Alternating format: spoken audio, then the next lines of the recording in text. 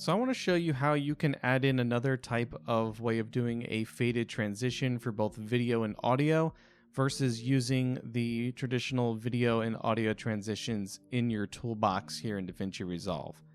So what we're going to do is click on the transition that we have. We're going to get rid of it.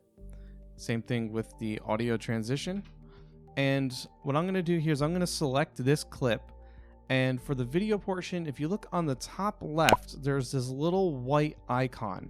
If you click on that and drag it to the right, you're adding a fade essentially. So we're going to do this for both sides.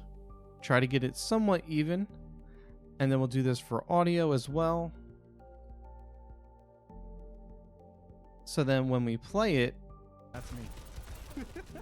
we're going to get ourselves another transition. And you can play with this on, giving it less and stuff like that. And then once you kind of have it in the consistency that you like, then you can just keep reapplying it to your videos in different sections. That's just another faster way of doing it. You can also do it with keyframes, or you can continue using the transitions if you want to keep everything uniform.